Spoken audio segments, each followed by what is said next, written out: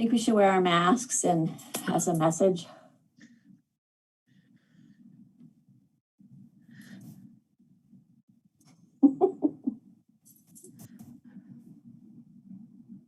All right.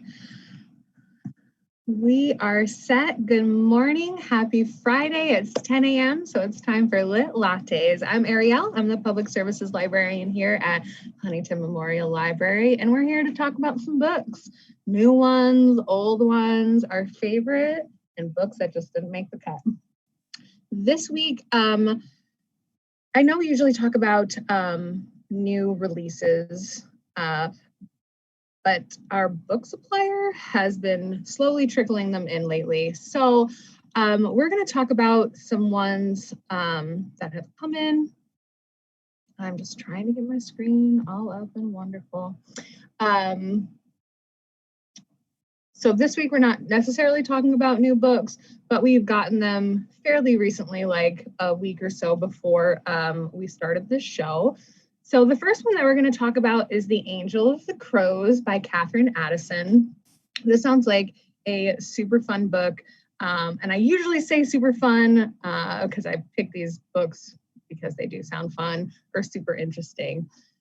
This one takes place, and I'm already saying the bless you for all sticking with me. Anyways, this one takes place in an alternate 1880s London, where angels inhabit every public building and vampires and werewolves walk the streets with human beings in a well-regulated truce. It's a fantastic utopia, except for a few things. Angels can fall, and that fall is like a nuclear bomb in both the physical and metaphysical worlds. And human beings remain human with all their kindness and greed and passion and murderous intent.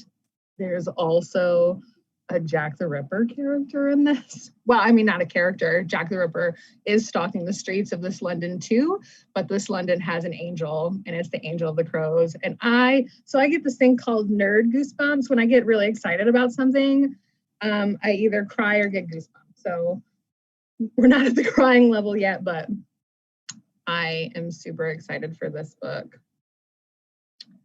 This one is a new book. It's Luster by Raven Leilani, and it's been on a ton of lists. She was on the cover of a Kirkus Review, which is a great big magazine that we look through that gives a lot of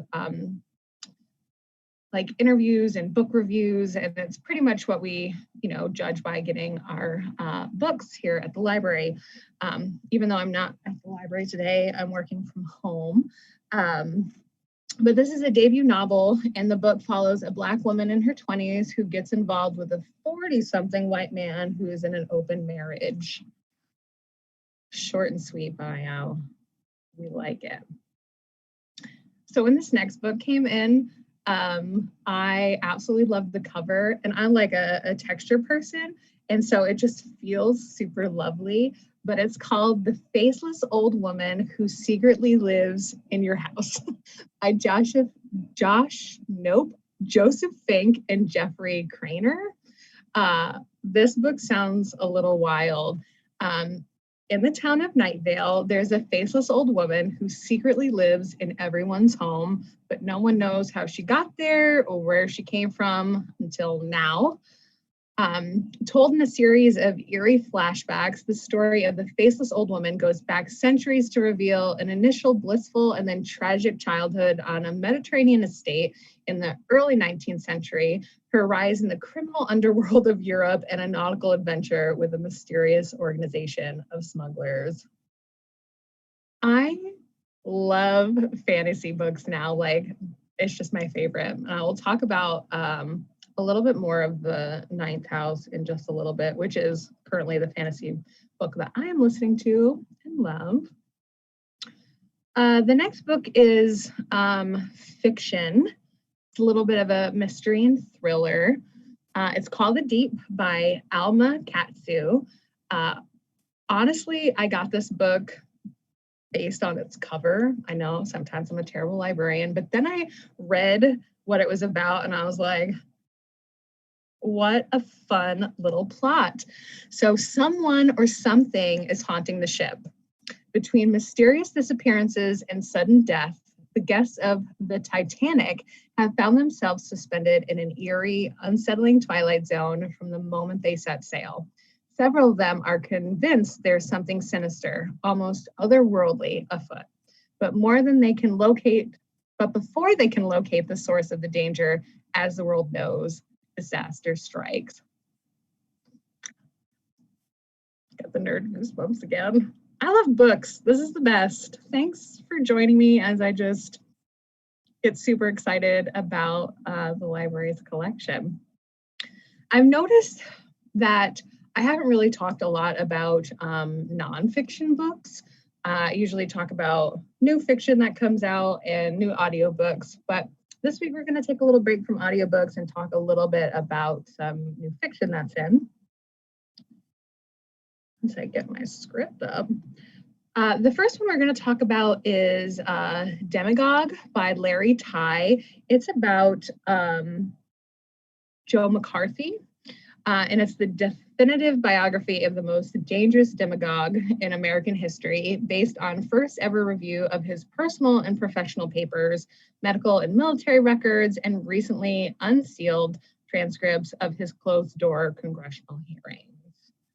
Joe McCarthy started the Red Panic in the United States, I do believe in the 50s. Fun fact, that's why we have In God We Trust on everything and in our national anthem. Thanks, Joe. So that sounds really interesting. It's a little bit thick, but it looks super good. The next book is by James Patterson, who I didn't realize was the world's best-selling author. I always thought it was Danielle Steele or Nora Roberts. Nope, James Patterson. He also writes kids' books too. Fun fact that I learned when I started last year. But this book is a nonfiction. It's The House of Kennedy, and it just talks about the decades and generations of the Kennedys and how they occupied a unique place in the American imagination, charmed, first, at once familiar and unknowable. The House of Kennedy is a revealing, fascinating account of America's most storied family as told by America's most trusted storyteller. The last book I'm going to talk about is super fun, like actually super fun, because this is a craft book. It is The Making It Guide to Crafts. This is based from and comes from the creators of the NBC show Making It, which Amy Poehler and Nick Offerman host. It is a super fun show, and I think you can watch it on Hulu, and I know a third season is coming. But basically the book is just full of crafts from all the makers that have been on that show, and they're all different levels of like skill. So there's something in there for everyone. I think there's a piñata in there that you can learn how to make, paper flowers, which are gorgeous, and just a bunch of super fun things. So if you're looking for a craft or a new hobby, I suggest picking out this book. All right, we're going to switch gears and talk about what I am reading. So I started the Ninth House last Friday, just before we filmed the show. I feel so fancy. And I loved it, and I am continuing to love it. I will give a disclaimer. It is a touch gory.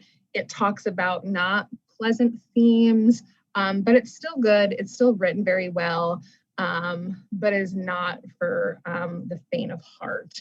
But it's turning into a super juicy mystery, and I'm really digging it. Like I said, I'm working from home today. That wasn't my intention. But basically it's the start of my vacation. So I'm going to be reading. I brought home a stack of books to read on vacation, in case you're wondering what I'm doing. I'm not going anywhere. I'm just staying home and reading. So I'm going to finish this book called Shout. It is a critically acclaimed poetry memoir. I have never read anything like it. It goes super fast, but I like it because it's written in poetry verse. Like, there's not like a extra bunch of fluff, if that makes sense. It's straightforward and you get the point, and then it just kind of sticks with you. It's super good. It's about Lori Halse Anderson, Halsey. I'm really bad at pronouncing names, but she is a survivor of sexual assault. So this is the second book that she wrote. She also has one called Speak. I haven't read that, but I will. It's just spending all the time in young adult. I kind of peruse the bookshelves, and I've never been a big fan of young adult, but being in that room, I see that it's a lot more than just teen romances. I'm getting a lot of value out of being in this room and exploring a genre that I always disregarded. So this is super good. Pick it up after I'm done reading it. So about 2 weeks after it goes through quarantine. The other two books that I'll be reading are for book clubs. One is A House of Ghosts by W.C. Ryan. That's going to be our library's book choice for this month. You can still get it on Hoopla. The ebook is available, or you can try to get it through the library. I don't know how fast it will come, but if you're a fast reader, that'll be no problem. That's the last Tuesday in August 25th at 7 p.m. You can visit our website or our Facebook event page for more information on that. I started reading it a long time ago, and then I stopped for some reason. But that's, a mystery, and I'm looking forward to that. And the other book club is a personal one I'm in, and we're going to be reading A Monster Calls, which is another young adult book. It's super short. I think maybe I'm like young adult books because I can get through them faster, but this one has pictures in it, and it's kind of fun. I heard it's a real tearjerker, so please think of me this week. All right, so now we're going to get to the super, super fun part of this whole show, and we are going to talk with Tina Winstead, who is our lovely director. How are you today, Tina? You have to unmute yourself. Hello, good morning. Hi, how are you? Good. Good, happy Friday. Yay. Yeah. All right. So you didn't give me a bio, so I'm just going to tell you what I know. It's fine. You've been the director for the past 5 or 6 years? 7th year this month. So started with Emily about that time? She started about 9 months before I did. Yeah. That's fun. We interviewed Emily last week. And a fun fact about Tina is that she has a PhD in animal nutrition. She's a doctor and she hangs out with us. So I think that's pretty cool. All right, enough of my antics. Let's jump right into this interview. What did you like to read as a child? I really loved to read anything with animals in it, like anything. So, all those big ones that make you cry, and my kids would never read them because they were too sad. I love the animal books. It was just my lifelong theme, animal nutrition doctorate. Yeah, I just love animals. So I always read the animal books as I got older. Nancy Drew, Naturally. but I still really stuck with the animal books whenever I could. But I got to share a fun memory, and it didn't dawn on me until you asked me to do this. But I don't know if anybody else has the memory of when they could read. Like for me, this is going to make you laugh. It was Dick and Jane. Dick and Jane. Everybody read Dick and Jane. And I remember vividly thinking, oh my God, I can read a book. And it was See Jane Run, right? It was 3 words to a page, but I was so proud. And that's still one of my favorite memories of my childhood reading, my first ever book. That's fun. I remember that from like the first grade. Huh. I didn't know they still did that when you were in first grade. Memories. I don't think it was Dick and Jane specifically, but it was very like see whatever run or like I can run, things like that. But I was like, oh man, I'm doing it. I can read now. Yeah. Feels good. Yeah. Feels good. So I say this every week. It's super hard just to pick 3 favorite books, but what are the first 3 favorite books that come to mind that you picked out? So I picked, and I'm sure if you asked me next week, it would change, but I loved The Poisonwood Bible by Barbara Kingsolver.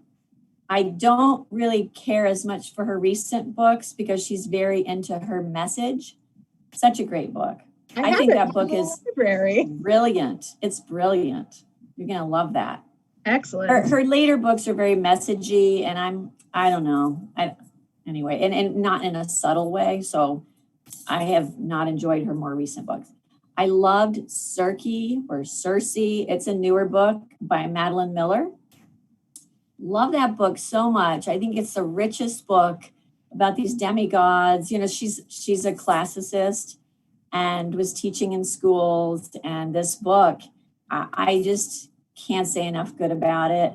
It's got a lot of rich layers about this young demigod and how she's treated in her family and outcast to an island and turns men into pigs and goes through an angry phase and then makes peace. And it's her loves and her children. And I just love that book. So that's another one. And then I was thinking further back into my early adulthood, and a book that I would read again, and I never reread books, is The Far Pavilions by MMK. It's set in India, and it's a saga, and it's very culturally rich. I loved that book. And recently, I'm over my 3. I loved Normal People. I think I already wrote about it, so I'm going to try not to talk about too much stuff I put in my column. But Normal People, that's the TV series too. That book is good. That's just a great book. You should read it.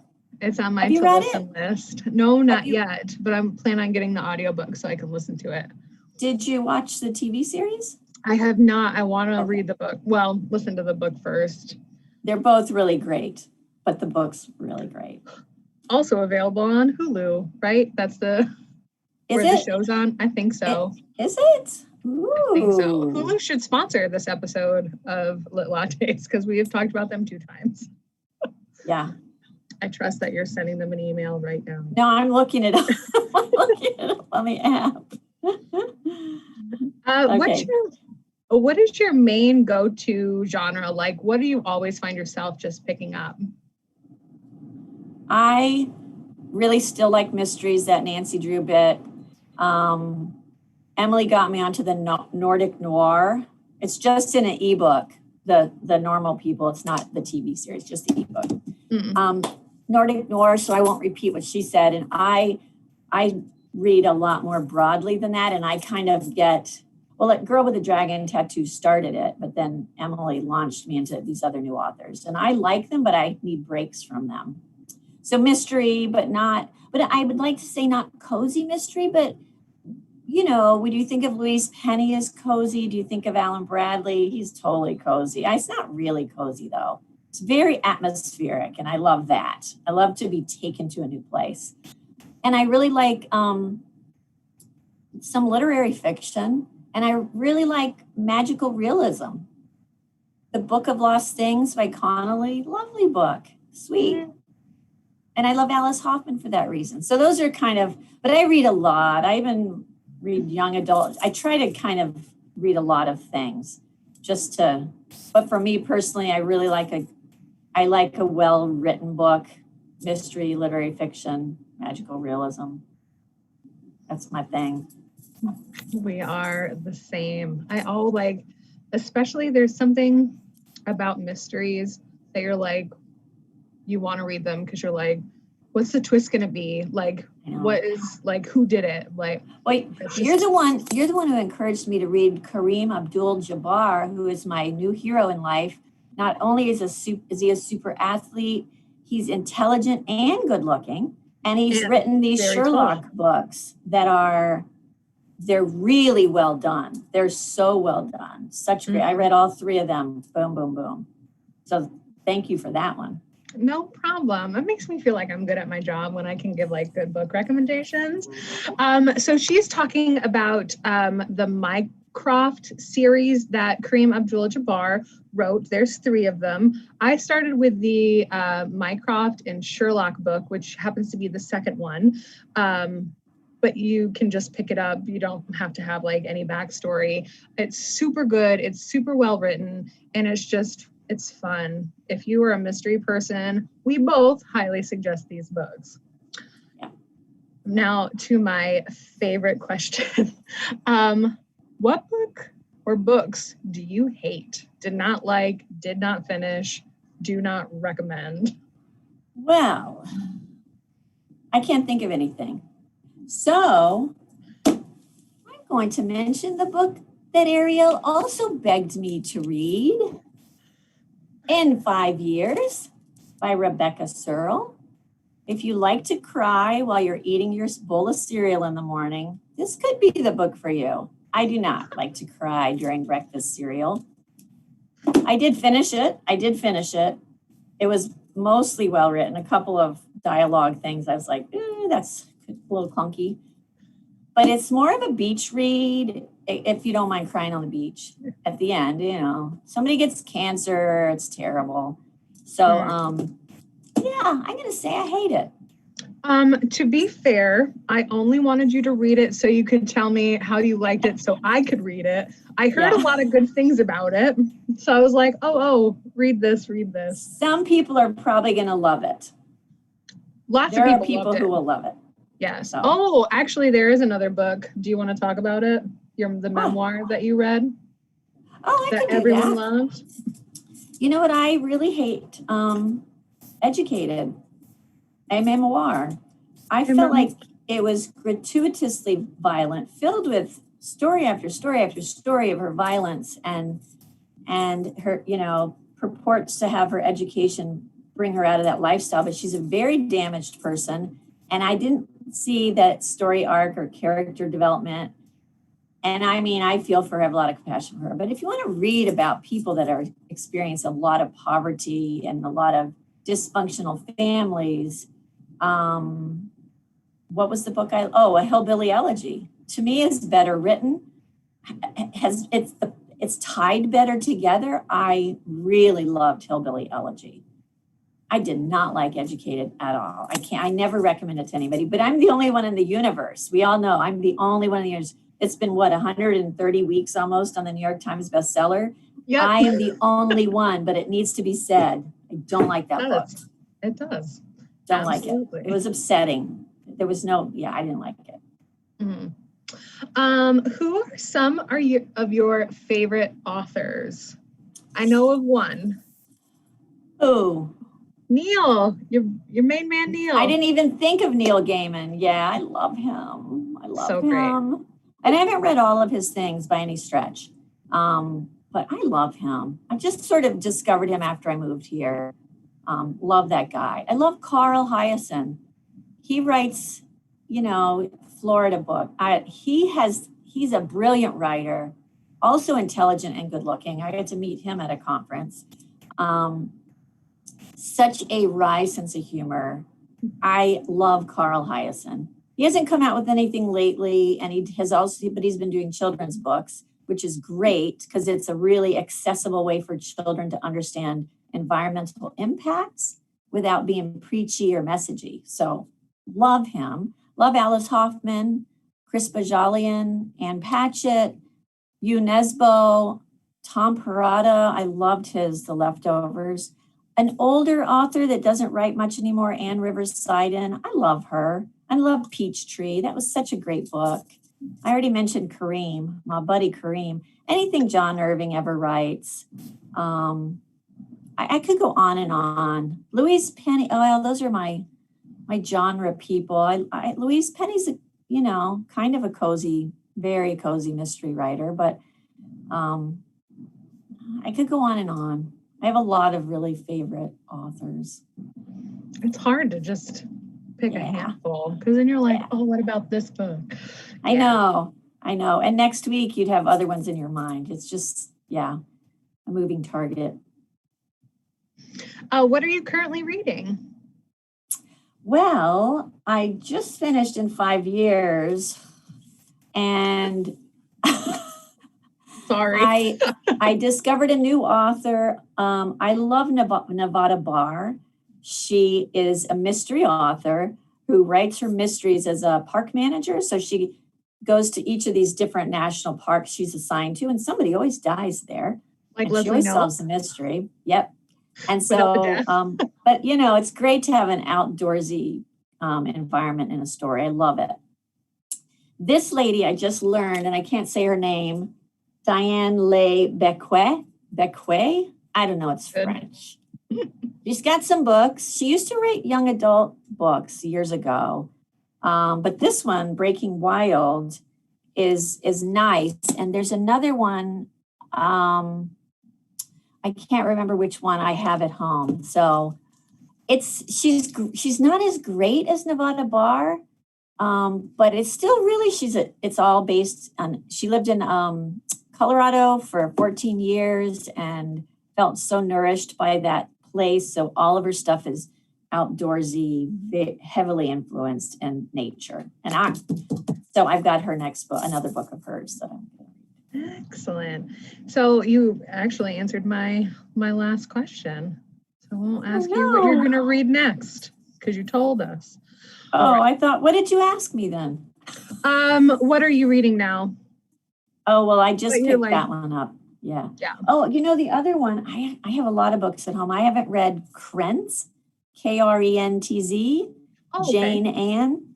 I've never read her before, and evidently her mysteries are very fantasy mysteries. So I did just start reading one of hers, which I should have been prepared for that question, but I'll tell you, I'm in my account in my library. Oh, they logged me out. Wait a minute, sorry.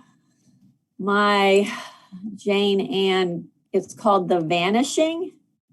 Oh, I think I've seen that. It's interesting. Very fantasy-ish.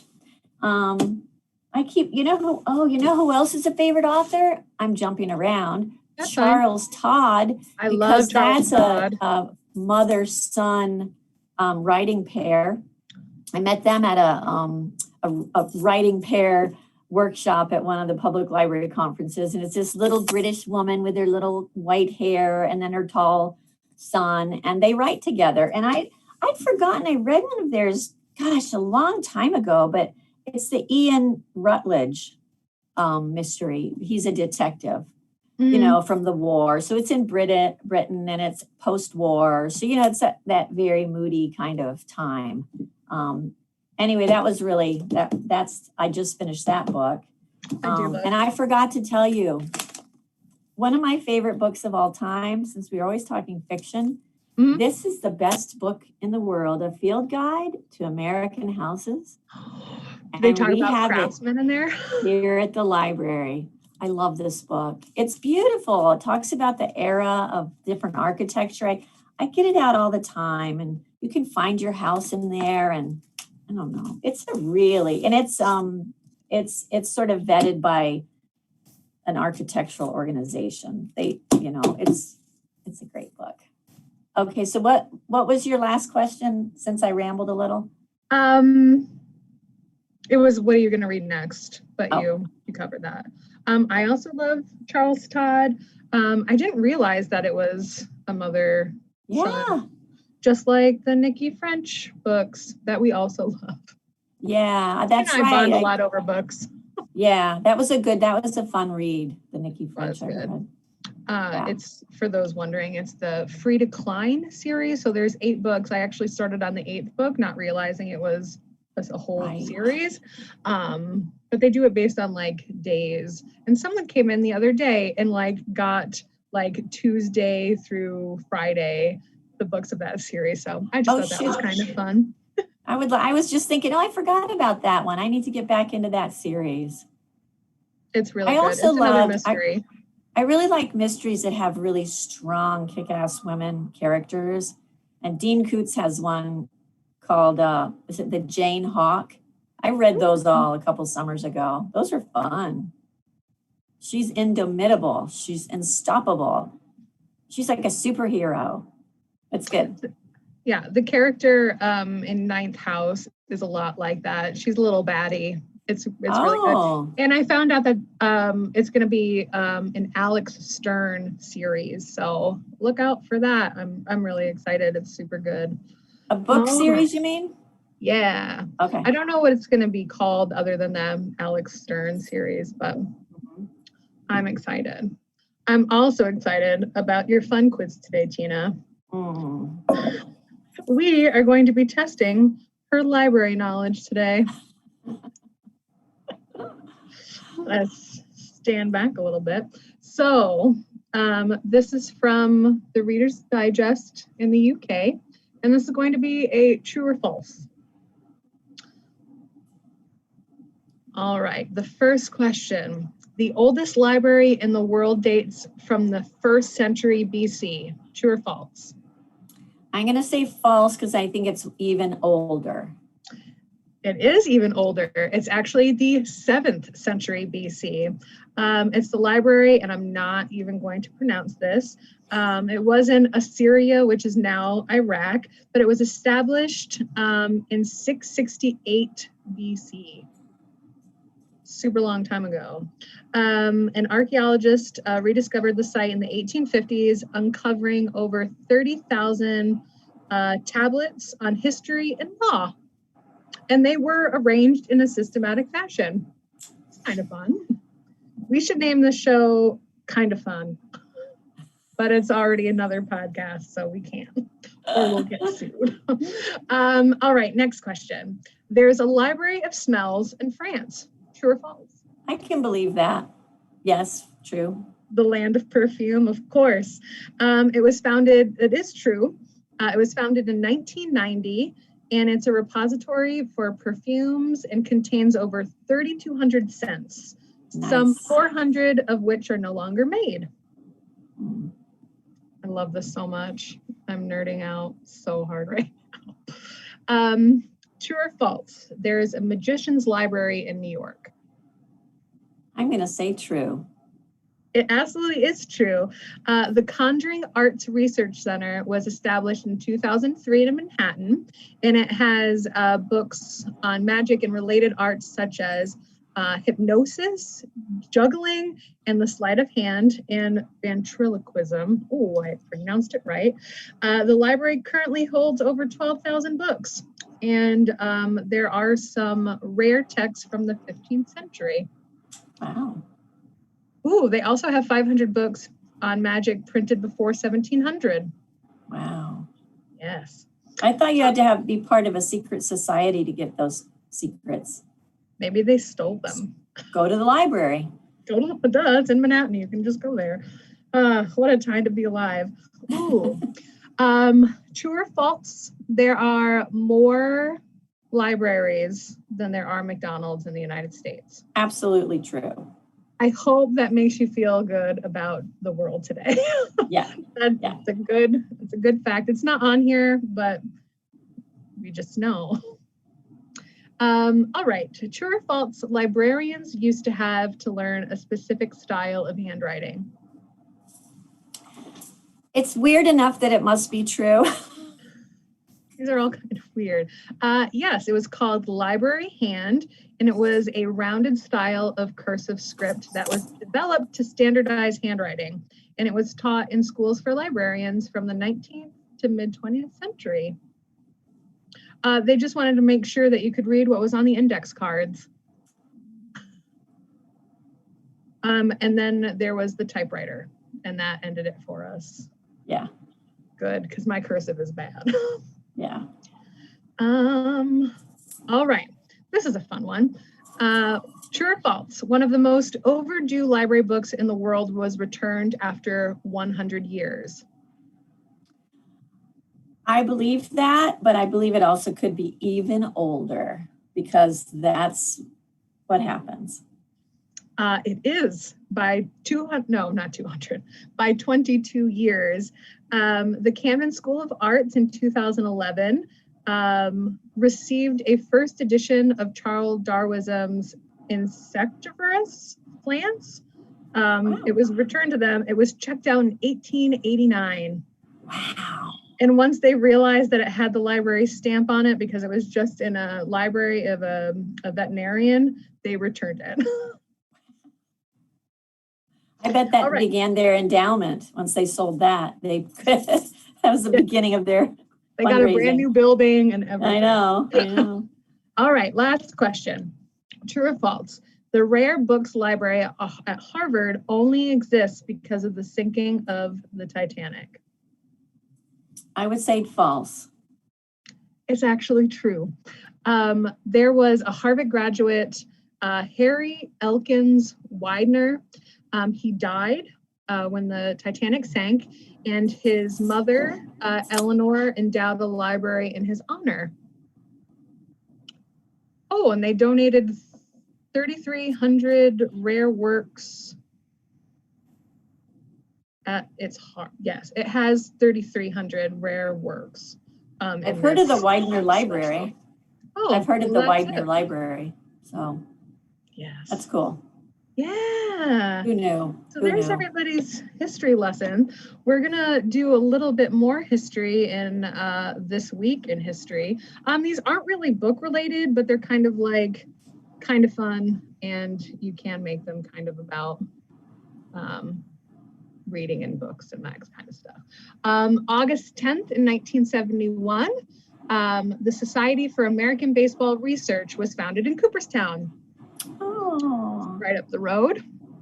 August 10th, 1846, the Smithsonian Institute is chartered by the United States Congress after James Smithson donates $500,000. That is so much money in today's conversion. Inflation? World, yeah. This one's kind of book related. August 12th, 2 days ago, IBM, in 1981, IBM debuts its personal computer. It's kind of fun. That was almost 40 years ago. That's wild. All right, that's it for this week's Lit Lattes. I don't know why I stuttered again. I need to get better. Wait. What?